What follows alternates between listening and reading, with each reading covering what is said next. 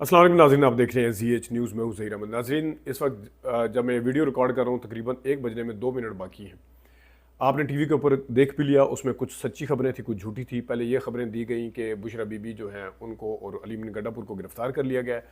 फिर अब ये बताया गया कि वो गिरफ़्तार नहीं हुए बल्कि निकल गए हैं और उनके पीछे स्क्वाड है और पत्नी लगे हुए हैं पीछे, और पत्नी हरीपुर वाले रास्ते से या पीर स्वावा वाले रास्ते से गए हैं। अब इसमें किस तरफ से गए हैं, कहाँ पे हैं, ये तो अब पता चलेगा। अली बिन गंडापुर साहब का भी मैसेज आया, उन्होंने भी जो ज़ाहिर है एक जिस तरह का सलूक किया गया रियासत की तरफ से उसका शिकवा और शिकायत की है, और गोलियां चलाने के हवाले से भी उन्होंने कहा है। ये यहाँ से किस तरीके से क्लियर किया गया है, पुलिस ने क्या क्या किया है, ये तो अब खबरें आएंगी सामने, आपके सामने फुटेजेस आएंगी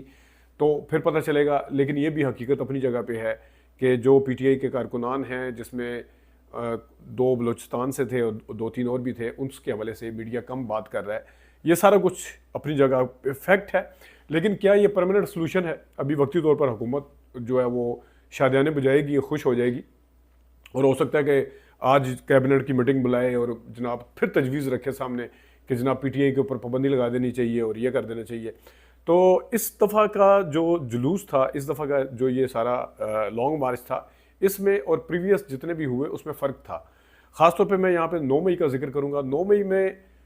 इर्रिस्पेक्टिव के फुटेजेस किसकी थी, किसने की थी, क्या वो था, इंस्टॉलेशंस के ऊपर हमले हुए थे उसकी फुटेजेस थी, GHQ के ऊपर हमले हुए थे उसकी फुटेजेस थी, जहाज़ों के ऊपर शहदा की तस्वीरों के ऊपर हमले हुए थे उसकी फुटेजेस थी। इस दफ़ा की जो सूरत हाल है वो बिल्कुल मुख्तलिफ है। इस दफ़ा PTI जो है वो एक एहतजाज करने के लिए आई थी, और उनकी तरफ से कोई उस तरह का एक वो रेंजर वाला करने की कोशिश की गई ज़बरदस्ती। आपको पता है कि उसमें भी मतीउल्लाह जान ने और वो जो पुलिस वाले ने सारा भांडा फोड़ दिया कि किस तरीके से उनको कहा जा रहा था। ये बिल्कुल उसी तरह जिस तरह 5 अक्टूबर को भी एक पुलिस वाले की जब शहादत हुई थी तो उनके बेटे ने जब फर्स्ट जो वीडियो रिकॉर्ड करवाई थी, उन्हें बताया था कि मेरा वालिद जो है वो किस तरीके से सांस के मरीज़ था और किस तरीके से उनका इंतकाल हुआ है। लेकिन बाद में उसी बच्चे ने उसी ने आगे ज़बरदस्ती फिर जो जिस भी तरीके से बयान लिया गया था, यानी कि फर्स्ट जो आई थी उसमें उसने बताया भी था कि मुझे ज़बरदस्ती कहा जा रहा है कि इस तरह बयान दोगे, इस तरह उसकी शहादत हुई है। इसी तरह कल वाला जो भांडा आपके सामने फूट गया, वरना पूरा दिन ये रेंजर वाले जो थे उस जो ये मतलब शहादतें हुई थी जो, उसमें पूरा दिन इल्ज़ामात थोपे जाते अगर वो वीडियो सामने ना आती। अब ये जो सारा कुछ हुआ है इसमें भगदड़ भी हुई है, इसमें शेलिंग तो बहुत ही शदीद हुई है, इसमें किस तरीके से ब्लैकआउट किया गया, किस तरीके से 3-4 घंटे ब्लैकआउट रखा गया, उसके बाद एक्सपेक्टेड था कि ऑपरेशन इस किस्म का किया जाएगा। लेकिन इसमें और कंटेनर के ऊपर आग लगाई गई, अब उसके ऊपर भी मुख्तलिफ बयानियाँ बनाए जा रहे हैं कि खुद आग लगाई गई है। और जो जो सहाफ़ी कल से दुबक के बैठे हुए थे, जो जो सियासतदान कल से दुबक के बैठे हुए थे, दोबारा से निकल के आ गए और बड़ा रियासत को और हुकूमत को बड़ा सराह रहे हैं। लेकिन ये परमानेंट सोल्यूशन नहीं है। अभी आपने इमरान खान साहब को इंगेज नहीं किया उस तरह से, या PTI को उस तरह से इंगेज नहीं किया जिस तरह किया जाना चाहिए था। तो आप अगर ये सजेशन लेके जाते हैं कोर्ट के पास कि PTI पर पाबंदी लगाई जाए, वो मैंने जिस तरह बताया कि 9 मई के साथ इस दफ़ा का मुआवजना बिल्कुल नहीं है।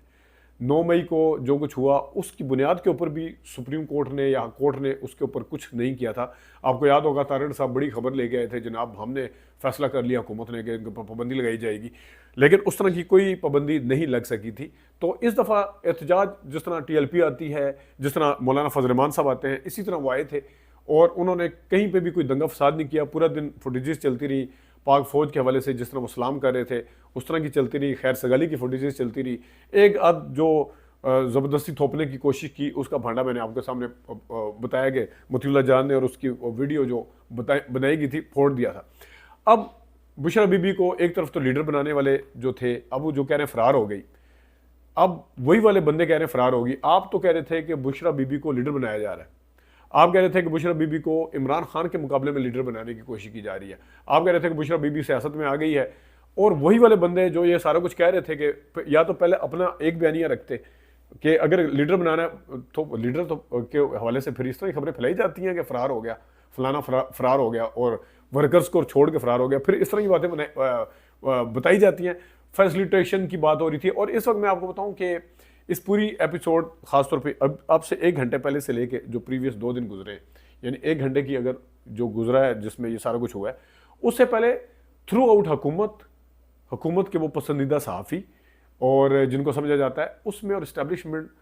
के दरमियान में फासले नज़र आए हुकूमत में। क्योंकि जो पसंदीदा सहाफ़ी हैं वो क्या कहते हैं नज़र आए, ये फैसिलिटेशन हो रही है, ये किसी को बनाने के लिए किस तरफ इशारा किया जा रहा था, ये इस्टेब्लिशमेंट की तरफ इशारा किया जा रहा था, ये फ़ौज की तरफ इशारा किया जा रहा था, किसकी तरफ इशारा किया जा रहा था। तो ये सारा कुछ अपनी जगह पे हकीकत है। अब अली बिन गंडापुर या बुशरा बीबी, अली बिन गंडापुर साहब का एक मैसेज तो आ चुका है सामने, उसमें उन्होंने काफ़ी गिले शिकवे इस तरह से किए हैं, जो रियासत ने गोलियां चलाई हैं, जो जिस तरीके से फायरिंग की है या जिस तरीके से टीयर गैस फेंकी है, उस हवाले से अगरचे वो पश्तों में है, लेकिन अब वो जब सामने आएंगे, सामने आके बताएंगे कि क्या क्या हुआ है, पूरी पिक्चर जब सामने आएगी तो फिर देखते हैं कि क्या होता है। और इसके साथ साथ इमरान खान साहब से अब मिलने दिया जाएगा, नहीं मिलने दिया जाएगा, इमरान खान साहब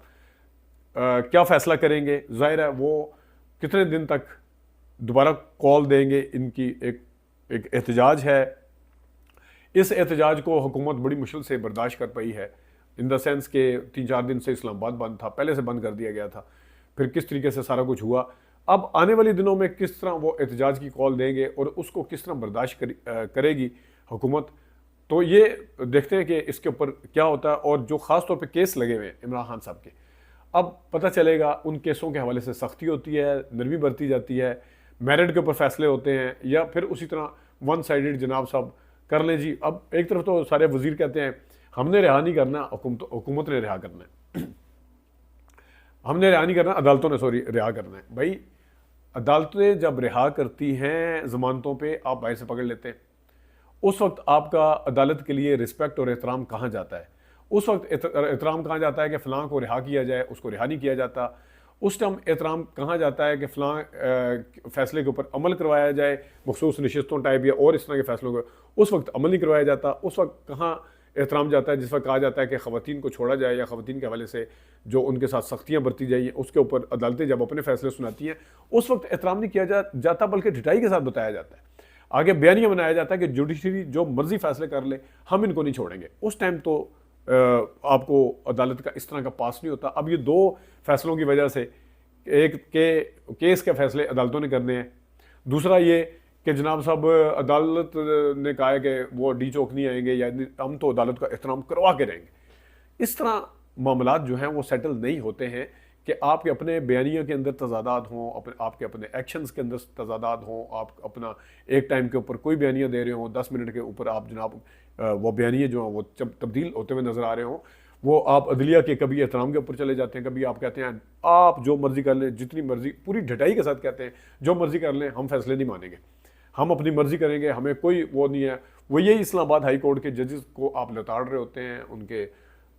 ऊपर तरह तरह के इल्ज़ाम लगाए जाते हैं। अब वो जनाब साहब इतने मुतबर और इतने वो हो गए हैं, तो देखते हैं कि